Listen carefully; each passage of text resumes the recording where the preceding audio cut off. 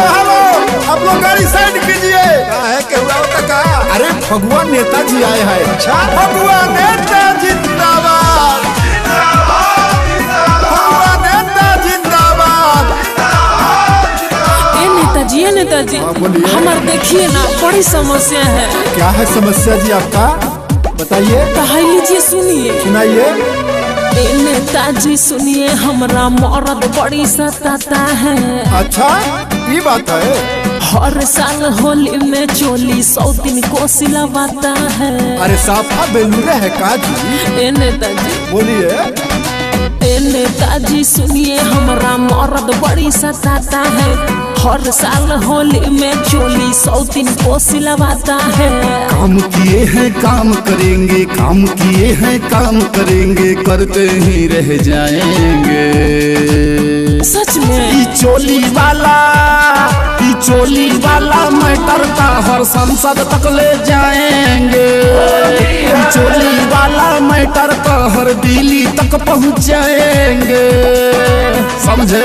ओहो कृपया ध्यान दे 2021 के होली में आप लोग अपने पत्नी का ही चोली खरीदिए, क्योंकि भर कोरोना तो आप लोग दूसरे का चोली खरीदते हैं। इसलिए ध्यान दीजिए आप लोग मेरी बातों को, और ये फगुआ नेता को थोड़ा आगे बढ़ाइए और मेरी बातों को बुरा मत मानिएगा, क्योंकि होली है। होली है भाई होली है, बुरा न मानो होली है। होली है भाई होली है, बुरा न मानो होली है।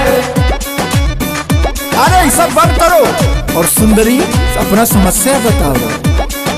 करता है मन मौजी मुझको कुछ भी नहीं समझता है। ये बात है। रहो घड़ी ओकर चक्कर में फागुन में ही रहता है। सुंदरी इसमें चिंता मत करो, ये फगुआ नेता जिंदाबाद है। करता है मन मौजी मुझको कुछ भी नहीं समझता है।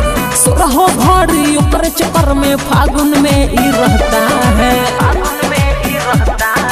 चिंता की कोई बात नहीं है, चिंता की कोई बात नहीं है, उसको सबक सिखाएंगे। ई चोली वाला मैटर हर दिल्ली तक पहुंचाएंगे। ई चोली वाला मैटर हर संसद तक ले जाएंगे।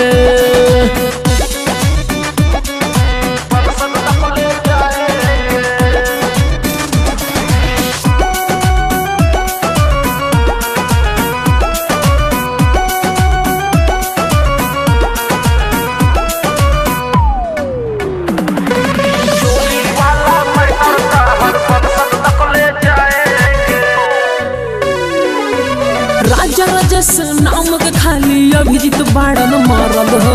मेहर के ऊपर का बीतेला बुझे नहीं दर्द हो।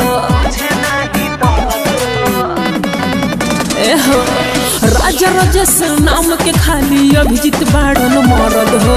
मेहर के ऊपर का बीतेला बुझे नहीं दर्द हो। जो कहते हैं हम करते हैं, का करे बड़ी दुखी में है। जो कहते हैं हम करते हैं, काम नहीं लटकाएंगे। हो ई चोली वाला मैटर हर दिल्ली तक पहुंचाएंगे। ई चोली वाला मैटर हर संसद तक ले जाएंगे।